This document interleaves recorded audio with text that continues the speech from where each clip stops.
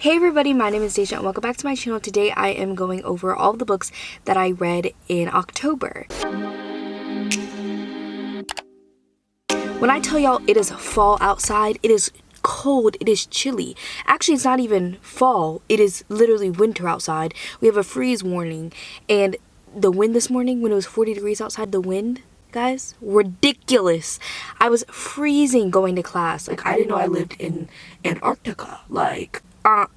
Anyways, today I'm going over all the books that I read in October. I finally think that I'm out of my slump that I've been in for the past couple months because I read 15 books in October, which was more than I anticipated. I participated in a lot of readathons. I participated in Halloween, which I have a vlog for, Hollow Weekend, which I didn't vlog because it was like the weekend, so it was like kind of weird. Then I also participated in the For the Culture readathon, which is the only readathon I did not complete throughout the month.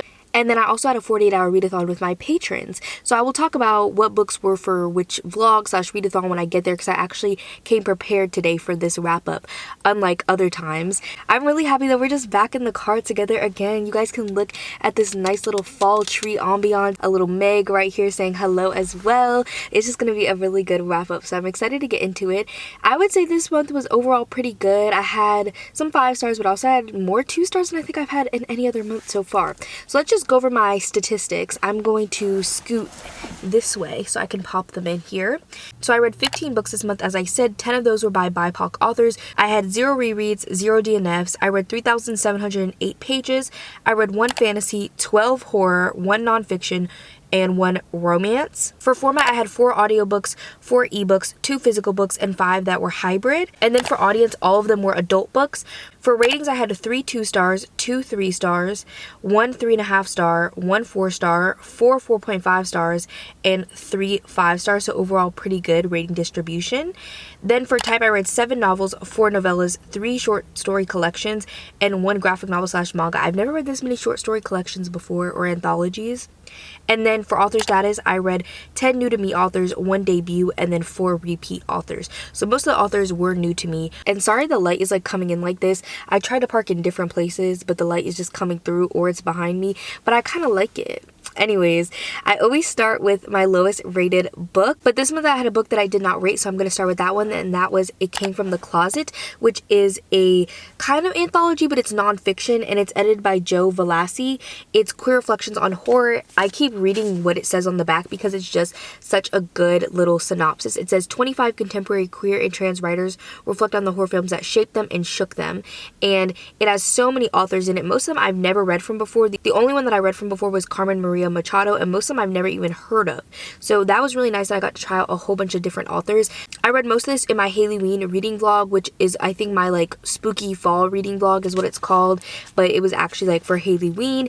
I did start it before the readathon, but I just ended up finishing it because I needed an audiobook, so I read most of it during the readathon, and I really love this collection. I just decided that I'm not reading nonfiction this year, so I really love this. It had a lot of horror movies in it that I've seen, ones that I haven't seen, and while it does spoil the movies to a certain extent, I didn't feel like it ruined it if I haven't seen the movie. Like, I still want to watch the movies and everything like that, so I don't think it ruined the movies for me in any way going forward. But I just really loved all the diverse experiences that were told throughout. It has a lot of identities that I don't identify with. Obviously, I'm part of the queer community. I'm bisexual, but there's a lot of gender identities that I don't resonate with. And then there's also a lot of sexualities that I don't resonate with. But this collection had all of those combined into one. We got to hear about so many different queer experiences, and not just ones that you would think traditionally. It was just such a range of stories that I absolutely just thought that there was so much within this collection. It wouldn't be a Deja wrap up if we didn't have the sirens. Okay, the sirens are popping off. I just really love this collection so much, and I would highly recommend it, even though it's nonfiction and it's a little bit denser, and it's really stuck with me as I've read the rest of the horror that I read throughout the month. So I did have to move because the lighting was getting kind of crazy, but we're now going to talk about my 2 stars, and my first 2 star was Lone Woman by Victor Laval. This one was actually kind of disappointing for me because I enjoyed The Ballad of Black Tom by the same author, but this one was just a miss for me. This one takes place, I believe, in the 1800s, or the year 1950. 15, and there is a woman named Adelaide, and she is kind of running from her past and her secrets because her parents recently died and she was kind of involved in their passing, and the only thing she's bringing with her is this mysterious steamer trunk. And this one is kind of like more of like a Western type story, and even though it is horror, and I actually really enjoyed the end horror element, this one just was kind of a miss for me. I felt really bored throughout the entire story, and it was just like, okay, like overall it just wasn't my favorite at all. I do actually like historical horror. It's one of the only times that I really like historical like settings in my books. I just think that this specific historical time period with this location combined with the slower pacing of the story just didn't really mesh that well with me. My next 2-star is another one that I found really boring, and it's Audition. This one I read for Halloween and Halloween actually, but this one was just like super boring to me, and the horror was just like mid. It did actually kind of keep me engaged throughout the beginning of the story, but it just lost me because it was so like slow paced. And this one honestly to me also had a lot of misogyny in it that I feel like it was trying to be commentary, but it was not successful in the execution at all. And also I feel like there was a great opportunity to explore grief that was kind of just missed. We follow a man, and he has a son, and he had a wife, but his wife passed away, and everybody has been kind of telling him, oh, like you should get a new wife, like you should look to get into another relationship, and he's like, no, like I'm not ready. And eventually one of his friends is like, hey, like I think that you really need somebody in your life, so I think that we should come up with a way to find a woman for you. And so they decide that what they're going to do is they're going to basically say they're going to make a movie, and like they're actually going to do it, but most movies don't actually get made and get the funding, so like they're not faking it, but they just know that the movie is probably not going to actually be made into a movie, but they're going to make a movie, and they are going to hold castings, and based off these castings they are going to try and find a woman for the main character. And this again was just like pretty slow for being so short, and even though it did keep me engaged in the beginning, it just lost me towards the middle, and the end was like okay, but I feel like there could have been way more commentary injected into the story that just wasn't. I was supposed to watch the movie for this as well, but I did not end up doing that, but maybe I would like the movie better. I don't know. It just felt like there was a lot of missed opportunity and a lot of things that were trying to be done that just weren't executed well. And my last 2-star is The Survival of Molly Southbourne by Tate Thompson. This one was for the Culture readathon, and also I read it for a 40-hour readathon I hosted with my patrons, as I said earlier, and I do have a reading log for that, but that one's up on my Patreon. If you would like to join my Patreon, we do quarterly 48-hour or 24-hour readathons, generally 48-hour because 24-hour readathons just have so much pressure. I feel like a nice little 48 like weekend readathon is better for me personally, so I generally do 48-hour readathons, and there's exclusive content like vlogs like that and other exclusive content depending on the tier that you are part of. So I would really love to have you over there on Patreon. But The Survival of Molly Southbourne is the second book in the Molly Southbourne series, is what I'm just gonna call it. I don't know if that's the official name, but the first one is The Murders of Molly Southbourne, and that one follows this woman named Molly Southbourne, and she has this condition, I guess you could call it, where every time she bleeds a new clone of her is created, and these clones also want to murder her. And so she has been trained by her parents her entire life on how to kill the Mollys, like dispose of the bodies, clean up the murder scene, whatever, because the bodies just don't just like poof disappear. They leave behind evidence and her own DNA because they're her literal clones. So they do literally leave behind DNA and blood and everything. So they've always kind of taught her like how to clean up and everything like that. So we just kind of follow her life as she's going through these things, and like yes, even with her period, with that bleeding, clones start to pop up. So like there's a lot of issues that we're facing in her life, and I really enjoyed the first one. I think I gave it 3.5 stars. It was really good. I would recommend it. It just wasn't a fave. This one was a 2-star for me because I just don't know why it exists. I don't think that we needed a sequel. The author did leave the first book open for a sequel, but I just don't think it was needed. Like he could have easily tied up the loose ends and then not have made this. And there is also a third book. I may just continue on just to see, but I don't understand why this was made, because it feels like it was trying to give us answers to things that we don't understand, but it didn't even do that successfully. Like it just created more questions than answers. It's one of those like second books in a series, you know, the second book syndrome. Y'all know exactly what I'm talking about. This suffered from the second book syndrome, and I just think that the first book was good on its own and it didn't need a sequel. Probably doesn't even need the third book either. So I don't know. wish that it left off just at one book. So next up is now my 3 stars. I read Transmuted by Eve Harms. This one was one that I read for Halloween, and it's in that Halloween vlog as well. This one follows a woman, and she is transgender. She has a lot of body dysmorphia, so she has been saving up by actually like streaming games to be able to get some like gender affirming surgery. But her sister reaches out to her and is like, hey, our dad, I know that he's kind of like dead named you. He doesn't accept your identity at all. But, you know, he has like, I think he has cancer or something. And he's like, it's like stage 4 now, but there is this experimental treatment that could possibly save him. And I know that you saved up all that money and it would be enough. So she's kind of pressured by her sister and just her inner morality of like wanting to help people. So she does end up giving the money, and so she has nothing to get gender affirming surgery, but she finds another experimental treatment that is for gender affirming surgery that's non-surgical, but it ends up not going necessarily the way that you would expect it to, and she ends up a little bit mutilated, which is why it's called Transmuted.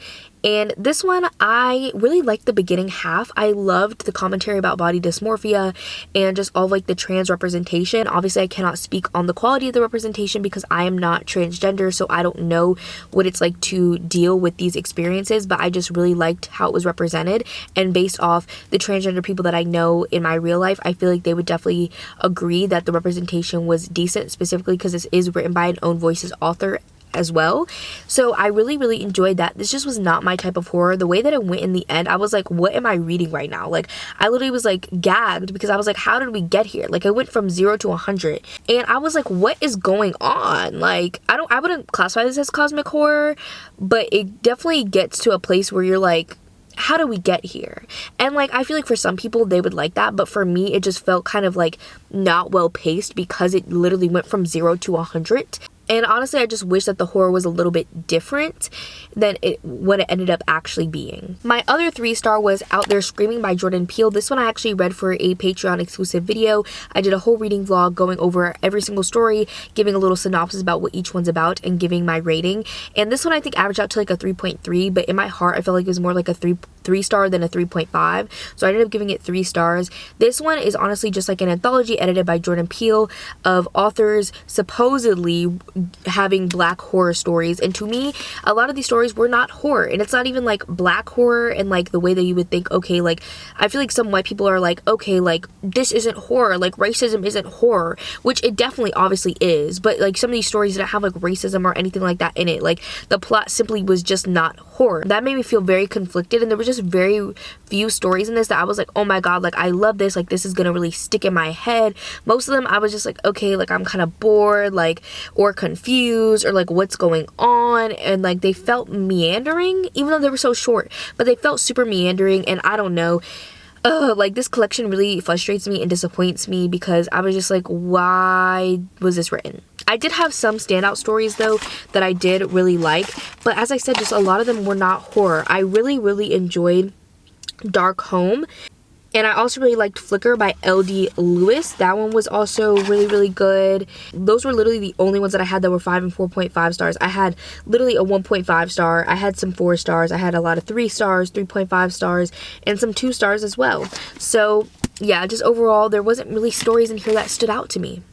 My 3.5 star was actually my last read of the month, and that is Layla by Colleen Hoover, which I do actually own. I just left the book inside.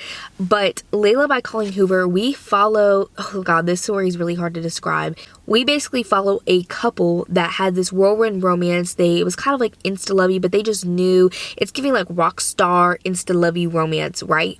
But they kind of end up going through this really horrific tragedy that changes the female protagonist a lot. So the male protagonist takes them both back to where they first met. It used to be like some sort of like inn, like not a hotel. I'm imagining like the inn from Gilmore Girls, like that kind of vibe. So he takes them back there, but it's actually been shut down, so there's nobody else staying there, but they rented it out anyways. So they're staying in like this rented out inn home, and some weird paranormal things start to happen.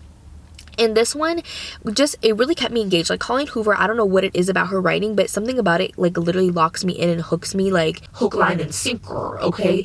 Something about it, it just literally hooks me straight in. Like, I don't know why, but her writing is so addicting to me. So this one really had me intrigued. And at the end, I was like, what did I just read? But not in a way that I was like, what did I just read? Like, with Transmuted, I was like, oh my god, like, that is crazy. Those twists had me gagged. That's what it was. The twist in the story had me gagged and gooped. And yeah, I was just glumped, really. But this definitely is not anywhere close to where Verity stands in my mind at all. Verity is like top tier level, even though it's from our problematic queen. It's still top tier. Like, it's one of my favorites of all time. This is not a favorite of all time, but I would definitely recommend it if you're looking for like a really fast-paced, addicting, kind of more like paranormal, spooky romance to read during like fall. This is definitely going to be it. Like, it's good for that. But it just wasn't the same level of gooped I was when I read Verity. But I just don't think that this type of story is necessarily like my favorite, because it is a little bit unrealistic in the way that like it has like ghosts and paranormal elements in it, which is not always my favorite. I'm not a big paranormal girly at all. If y'all know, I don't like really haunted houses or anything like that. I think I enjoyed this more because it was in a romance than it would be if it was in a horror, but it still is just like not gonna always be my favorite. While Verity is very much more realistic, like people centered, which I think is why I enjoyed that one more. Also, Layla is completely told from the male protagonist's perspective, which I don't think was my favorite. Like, I understand why for the story it needed to be done and be told from his perspective, but I don't enjoy being in the mind of men that much. So for it to be a whole story was just like a lot for me. Like, I enjoy like a little back and forth perspective generally if it's gonna be a man, because just men being in their head is just like weird. Like, it's weird to me. Next up is my 4-star, and that was Go Down Hard, which I read for Halloween weekend. It's also my 48-hour readathon vlog over on Patreon because I ended up finishing it during that readathon. And this one follows 2 serial killers, and one of them moves into the other one. I meant to say moves in next door to the other one. She like is just moving in, like she kind of just like moves around a little bit because, you know, she's a serial killer, and neither of them know that each other is a serial killer until they obviously do discover it. But before they discovered that each other is a serial killer, they're kind of like intrigued by one another, and both of them are each other's like demographic, so they both kind of like want to kill each other but are both attracted to each other, and it's like this very weird dynamic. I called it kind of like a cat and cat game that they play where they are literally both like hunters and they're hunting each other, and they don't know whether they want to kill each other or they want to have sex. So yeah, this one was really fun and I really highly enjoyed it a lot. Like, if you're looking for something that's not necessarily a romance but has romantic elements in it and is more like a thriller that has some gore, this is going to be the one, because it really ate. And we get the dual perspective in this. We get both perspectives, which I really enjoyed. It was just really fun. Now we're going to move on to my 4.5 stars. My first one is Goddess of Filth by V. Castro. This one I read for Halloween weekend, and it was actually, I think, my first read of the month. It was so good. We follow a group of teenage girls, and one of them basically starts to act like she's a little possessed. It takes place in Texas, so there's a lot of like Hispanic, I believe, Mexican culture. This was like at the beginning of the month, so I don't want to be mistaken. So this does have some sort of like Hispanic, I think Mexican representation and culture woven within the story. And this one was just like so fun. Like, I think this is like what my version of My Best Friend's Exorcism is. Like, everybody loves My Best Friend's Exorcism. They eat it up. They're like, okay, My Best Friend's Exorcism was okay to me. It was like a 3.5 star. It just was not my fave, but it was still pretty decent story. It wasn't bad by any means, but this one to me is significantly better.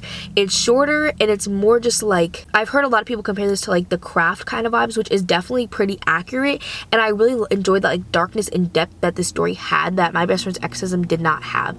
I know that one's supposed to be a little bit more like emotional, but I feel like this one still had an emotional aspect to it, but it had like that darkness and that grit to it. Like, when I was reading the story, I just felt like this grittiness and this rawness to it that I really just loved and enjoyed. Like, it felt so just real. It felt real as fuck, okay? This story is real. A random one that I just read for nothing is A Very Secret Society of Irregular Witches.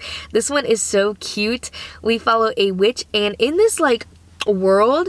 Witches exist, but they don't really like spend time together. Like they meet every so often, but they are believed for some reason that when witches are together, they're like too much to be around each other. It's like too much power in one place. And so we follow a witch who doesn't really like agree with all the other witches always, but you know, there's really like not much that she can do. But one day she gets reached out to by this person. Basically they're like, we know that you are a witch and we have like these baby witches and we need someone to help us take care of them and teach them how to be witches, so can you like come? And that's basically what it's about. But this one has a super cute romance in it. Like it's very much giving cozy fantasy in the way that the House in the Cerulean Sea is giving cozy fantasy. If you like the House in the Cerulean Sea and you also kind of like the vibes of like the X-Hex, I think that you would really like this one. I feel like it's literally like those two books smashed together, the X-Hex and the House in the Cerulean Sea. It's just like so cute, like found family, but like witchy, spooky vibes, but like super cozy. And it talks a lot about like the seasons and the holidays, which I really enjoyed, like mostly like fall, winter time. So like it is perfect for this time of year. If you haven't read it, I would definitely recommend reading around this time of year. It's so cute, and like I love the House in the Cerulean Sea so much, so it reminded me a lot of that while also being different and being more diverse in representation. So I just really appreciated this story. My next 4.5 star was Autumn Crow by Cameron Chaney. This one I read for Halloween, so it's in that Halloween reading vlog, but this one was so good. This one is a short story collection. It's all written by one author, and it takes place in this city called Autumn Crow, or like this town where it's Halloween every single day. And this one was just like so like spooky but cozy. Like it's not cozy fantasy or cozy horror, but it's like horror for sure, but it has kind of like this like undertone of just like cozy fall. It's like Halloween town, but actually make it horror. You know what I'm saying? Like it gives like that kind of vibes, which I loved. And there is one story in here, I believe it's called like Frosted Brownies or Burnt Brownies or something like that. And that one is my favorite story. That one's like in here, like it stuck with me, but it had a lot of really good stories in it. I didn't have one story in here that I didn't enjoy. I enjoyed every single one. And there's one specifically in here, actually really two, that I think about a lot, and it just really stuck with me. And I think Cameron Chaney did an amazing job crafting this town and like weaving in the lore and the history and why it exists, how it exists, and I just really overall enjoyed it, and I can't wait to check out the next book in the series. He has one that's called Fresh Hell that I believe is like a full-length novel, and it actually is like novel format. It's not a short story collection. It actually follows like one set of characters and it's just one novel, so I'm really excited to check that out. And I believe it takes place in the 80s, so maybe I'll read that one in November. And my last 4.5 star was actually Shiver by Junji Ito. This one is another like short story collection, but it's manga this time, and it's basically like 9 stories plus a shorter little bonus story that is kind of a sequel to one of the other stories in here. And they don't really have any cohesion to them at all, but I really enjoyed them, and I feel like his imagery always really sticks with me. And I love Uzumaki so much. This one is not as good to me as Uzumaki is, but I still really enjoyed it. And as I said, his stories just stick with me. Like looking at this cover before, like it never would have like meant anything to me, and now I'm looking at it and I'm like, okay, like I literally understand what every single thing on this is. And I'm just thinking about it like this. Okay, right here, pimples. The pimples, bro, disgusting. Okay, they were so gross, but like every single story in here I would give like 4 or 5 stars. There were some really good ones. There's one about a record and how it's haunting. There's one about holes in people's bodies. There's one about this creepy fashion model. There's one about these floating heads that hang people. There is one about puppets and being a marionette, like people actually being them. There's one about this painting, and this one actually has an appearance from Tomi, which I believe is one of his other stories. Tomi, right? Because there's Uzumaki, there's Tomi, and yeah, I just know that he has another one called Tomi, and so I think she's a character and she appears in Painter. And then there is one about this super long dream and it basically being instantaneous but also lasting forever. And then there's one about ancestors and just ancestors being connected to your body. And then there is one that is basically about oil and grease that is really disgusting and has pimples, which is really gross. But I just really love this overall. It had so many interesting concepts and stories that I would never even think of in a million years. He's so imaginative and the art style is phenomenal. I love it, and he is like the only manga that I really read that I really love is Junji Ito. So we're on to the last 3 books, which are my 5 stars of the month, and literally all of these are going to be on my favorites of the year. I guarantee you. Like, I love when I have a 5-star book that is like a favorite of the year, and I haven't had like this many in a short period of time in such a long time. Like, it feels so good to just have like reads that I really loved, and the first one is Tender is the Flesh. Okay, I finally read her. Like, yes, like this is what I've been meaning to read for so long. We follow this guy who works at basically this meat processing plant, and in this society, animal meat has become basically poisonous to people, so they start farming humans. And this book is super disturbing because we are following this man go about his daily life at the meat processing plant and just acting like farming humans is literally 100% normal when they're literally farming humans. They're treating other humans like literal dirt garbage, literally animals, worse than animals. Like, the way that the general population thinks about animals, even though we eat them, I feel like we still want to treat animals well. Like, but people in meat processing plants and like who farm and stuff like that, obviously there are farmers who treat their animals really well, but there's a lot who don't, and not like tiny farmers, it's generally like farming companies who don't, and like they just see these animals as like disposable beings, and it's just so horrible and disgusting. But honestly, I could see why people would argue that this is like commentary for like veganism or vegetarianism, but to me this is more commentary on capitalism and how capitalism treats us terribly and how capitalism does not care about us at all.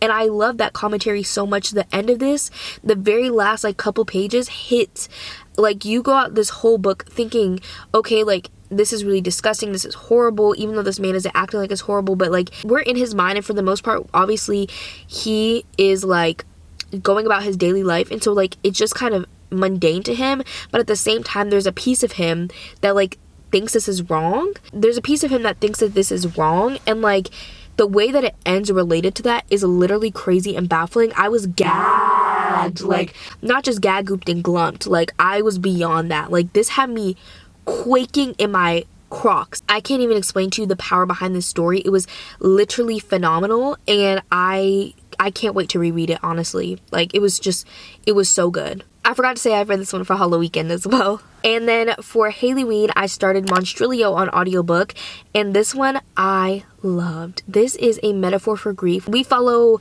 multiple different people, but basically for the most part we follow a couple, and they had a child who at birth was only born with one undeveloped lung. So they kind of knew his whole life that he was going to die, but it's kind of been prolonged. He was like basically like elementary school, maybe early middle school age, and he finally passes away. So his mother ends up taking a piece of his lung, or like his entire lung I think, and ends up feeding it, and it grows into its own Monstrilio creature, and they begin to raise it. So the interesting about this story is we follow the mom's perspective for a certain number of chapters, and then we switch to her friend's perspective for a certain number of chapters, and then we switch to the dad's perspective, and then we switch to another perspective.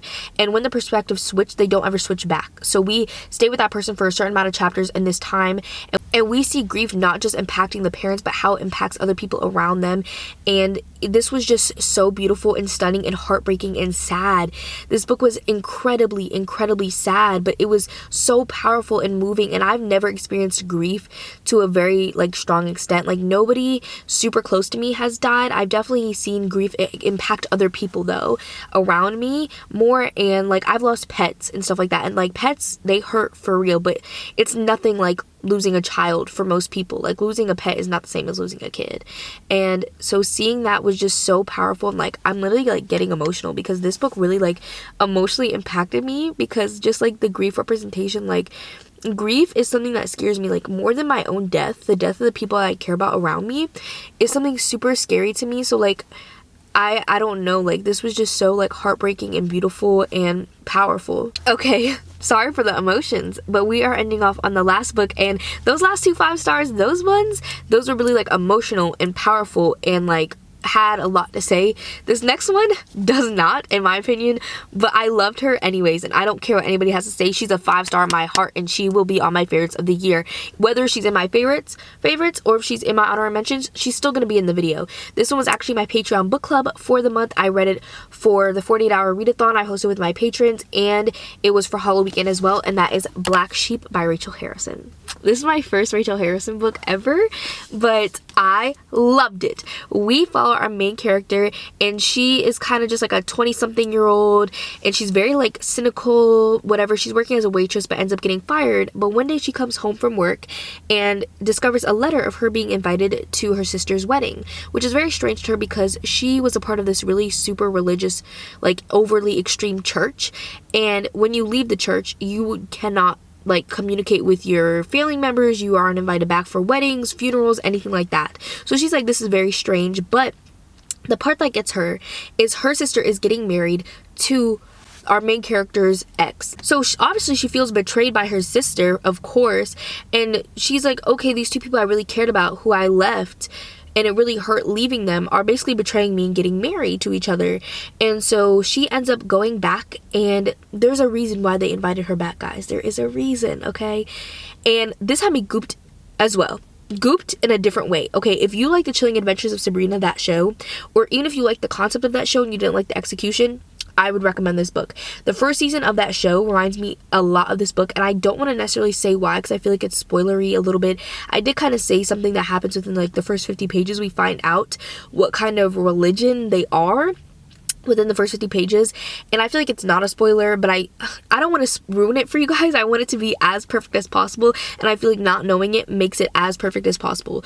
I love this one so much. Like, I've never read a concept like this in a book. I've only ever seen it in shows. So just like seeing it in a book was amazing. And I think that this was just like such a fun little horror for me to read at the end of the month. And I know a lot of people haven't been loving this. I've been seeing a lot of 3 stars, a lot of people being like, okay, like I enjoyed it, but I read better from Rachel Harrison before. But I've never read a Rachel Harrison, and I ate this one up. She was so delicious, scrumdiddlyumptious to me. So 5 stars. So that's all that I have for this video today. I hope that you guys enjoyed it. I loved talking about these books with y'all because I had so many that I absolutely loved and I want to rave about and recommend. So I hope that you found a recommendation from this video. I feel like a lot of them are very seasonal towards the fall time. So maybe you can read some of them next year around Halloween. And I think a lot of them would still be good in November. So try to find one that you could definitely pick up. Let me know down below if there were any favorites that you had in November. If you made it to the end, also leave a little sheep emoji down below for black sheep, and I will see y'all in my next one. Bye everybody. I'm writing rhymes in the kitchen, soaking in moments we live in, yeah. You got the nerve to be on me, faking a life that I had you. If you got my number, don't add me, cause baby